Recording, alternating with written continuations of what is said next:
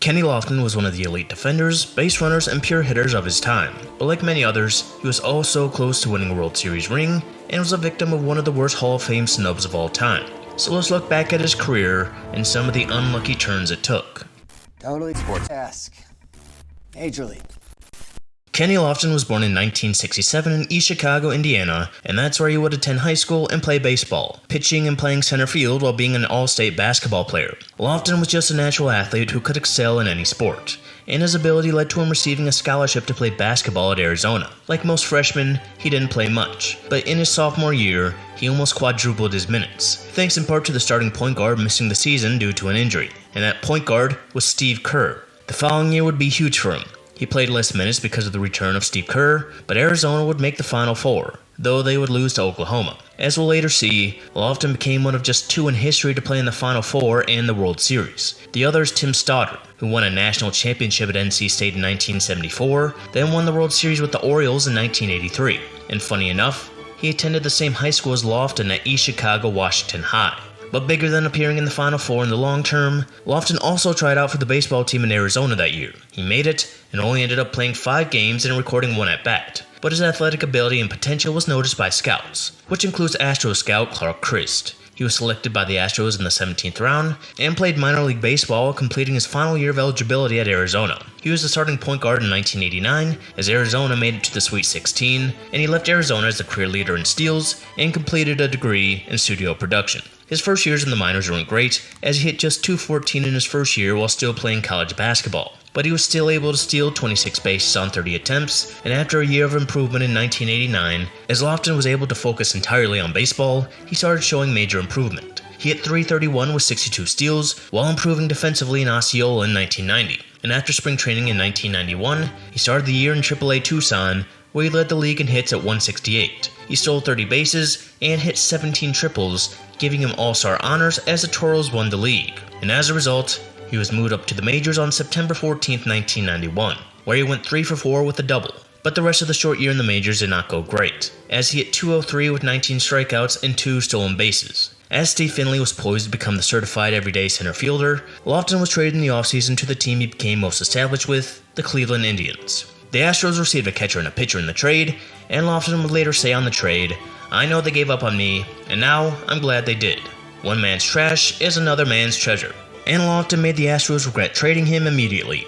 In his rookie year, Lofton hit .285 with a .726 OPS, and most notable was he stole 66 bases, an AL record for rookies that was just broken last year by Stewie Ruiz, who stole 67. He finished second in Rookie of the Year voting to Pat Listich on the Brewers, and looking at the stats, they had very similar seasons, but you could very well say that this was the first huge snub Lofton would receive. Either way, Cleveland showed they believed in Lofton when they gave him a 4-year, $6.3 million contract, and he proved his worth by improving on an already incredible rookie year by setting another franchise record with 70 stolen bases while hitting .325 with 185 hits and an .815 OPS while setting a career high in WAR at 7.6. He finished 15th in MVP voting and won his first Gold Glove after finishing top 5 in the league in defensive WAR and putouts. I recently made a video about one of Lofton's teammates, Albert Bell. 1994 was the year that Lofton, Bell, and the entire Indians team became serious contenders. Lofton made his first All-Star team after having an insane average of .378 with a 1.021 OPS at the break, along with 45 stolen bases. But just a month after the break,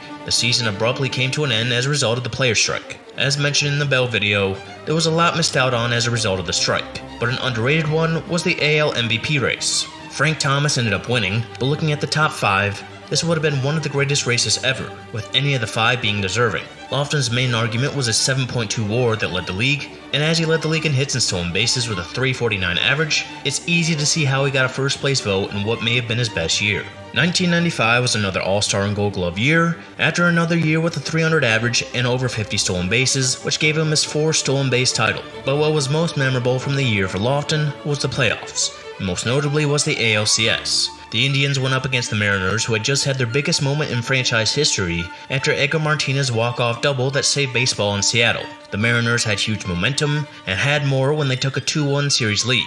But the Indians won the next 2, and what Lofton did in the 8th of Game 6 showcased the difference Lofton can make. In a 1-0 game with runners on second and third, Randy Johnson threw a pass ball, allowing a run to score, and from seemingly out of nowhere, Kenny Lofton dashed all the way home from second under the tag of Johnson, giving them a 3-0 lead, and demoralizing the Mariners, as the Indians won their first pennant since 1954 in a series where Lofton hit .458. They would lose the World Series to the Braves, but the '95 team was still one of the best in franchise history. 1996 was another peak year for Lofton, as he led the league in stolen bases for the 5th straight year with a career-high 75, and won another Gold Glove, as Cleveland had the best record in the league at 99 and 63, but they lost in the ALDS to the Orioles. Cleveland would win the division again next year, but Lofton wasn't a part of it, and neither was Albert Bell, as Lofton was traded to the Braves before spring training, in part due to his looming free agency. Lofton led the Braves in average and stolen bases, though his 27 stolen bases was a huge decline, and his 20 times being caught led the league.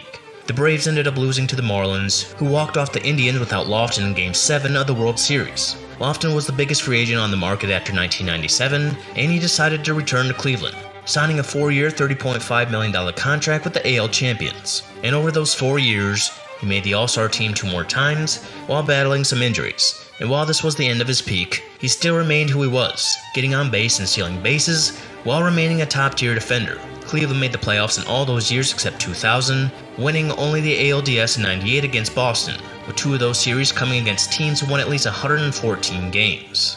After 2001, Lofton became a free agent, and over his final 6 seasons, he played for a number of teams, and during this time period, Lofton was seemingly on every team that had a memorable postseason collapse. That's not at all to say it was his fault, but goes to show how unlucky Lofton was. Lofton signed with the White Sox in 2002, and at the trade deadline he was sent to the Giants in exchange for 2 minor leaguers. Lofton played better in San Francisco and helped the Giants win the pennant after hitting a walk-off single in Game 5 to send them to the World Series. And he continued to produce in the World Series, with an .802 OPS and 4.72% championship win probability added through the first 6 games. And in that Game 6, things looked great for the Giants as they had a 96% chance to win with 1 out in the bottom of the 7th, and a 5-0 lead.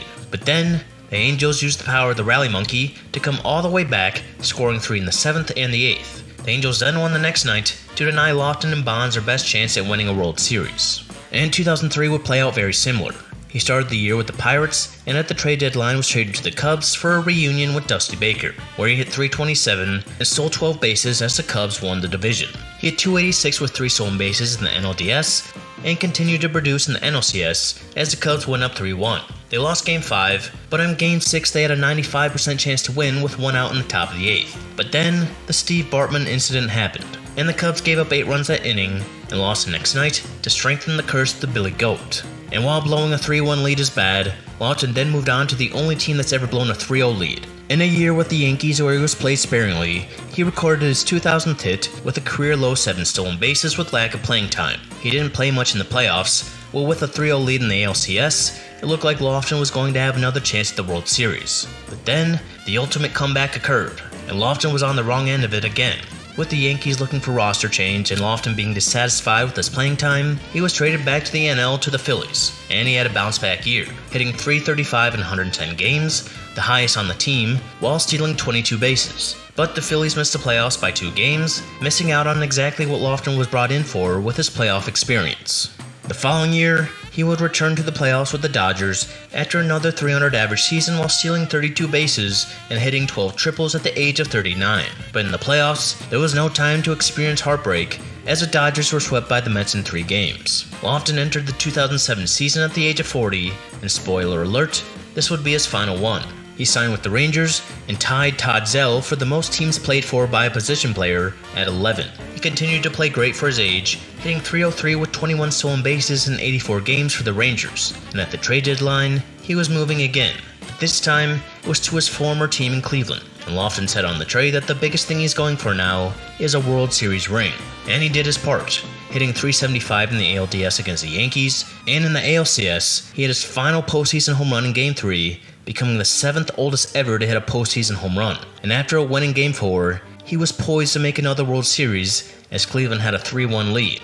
But they lost Game 5 and 6. Then in Game 7, Lofton was a part of 2 huge plays that showcased the pain of being a Cleveland fan. The first is a blown call on an attempted stolen base in the 5th that would have given him his 35th playoff stolen base, extending his record. The other one took place in the 7th. While at second, Franklin Gutierrez hit a single, and Lofton was held at third. a call that would be debated by fans in years to come. And what added to it was the inning-ending double play right after. The Red Sox would then score 8 runs over the next 2 innings, and for the second time in his career, Lofton was a part of a team that blew a 3-1 lead in the LCS. And though he clearly showed he could still provide value to a team at his age, he did not sign, and Game 7 of the ALCS would be his final game. Lofton finished his career with 4 Gold Gloves and 6 All-Star appearances, after 2,428 hits and 8,120 at-bats, giving him a .299 career average. He also finished with a 68.4 WAR, 130 RBIs, and 622 stolen bases, which ranks him 15th all-time. As mentioned, he also stole 34 bases in 95 playoff games, which is a record, and he ranked top 10 all-time in postseason hits, at-bats, triples, and runs. And was this enough to make it to the Hall of Fame? Well, according to the voters, it was not even close. In his 1 year of eligibility in 2013, he only received 3.2% of the vote, leaving him off the ballot after 1 year. In the video I made of Albert Bell, we talked about his Hall of Fame case, and how he probably deserved better. But I think Lofton's case is one of the worst in history, and doesn't even make sense. The biggest reason Bell didn't get anywhere close is because of his sour relationship with the media. Lofton, on the other hand, wasn't hated by the media, and was a clean player in the midst of the steroid era. And the Hall of Fame often rewards longevity, which Bell didn't have, but Lofton did. And he never had a massive decline in his career, even playing until the age of 40. And going by JAWS, a metric that was created by Jay Jaff and measures Hall of Fame cases by players already in, Lofton ranks 10th all-time amongst center fielders at 55.9, with the average being 58.2 at the position. A Hall of Fame player who played in about the same time as him and was very similar was Tim Raines. And looking at a comparison, Raines has the edge in a number of categories, aided by the fact that he played 400 more games than him. But this at least shows that Lofton had offensive numbers comparable as a guy who was known more for his speed and getting on base. And what this doesn't show is his defense. The only Hall of Fame center fielder ahead of Lofton in defensive WAR is Willie Mays, and second is Richie Ashburn, who is 10 points behind Lofton. Lofton was a clean player in the steroid era and one of the best defensive center fielders of all time, along with being one of the best base runners of all time. Though he never won it all, being a big part of his teams making the playoffs 11 times in his 17-year career shows how important he was and why teams looking to make a push were willing to sign him late in his career. So Lofton only making 1 Hall of Fame ballot is maybe the clearest example of how the voting process is often unfair and doesn't make complete sense. And though he didn't make the Hall of Fame and had many heartbreaking playoff losses, he was still one of the most exciting players of his era, and he without a doubt led the league in frequent flyer miles throughout his career.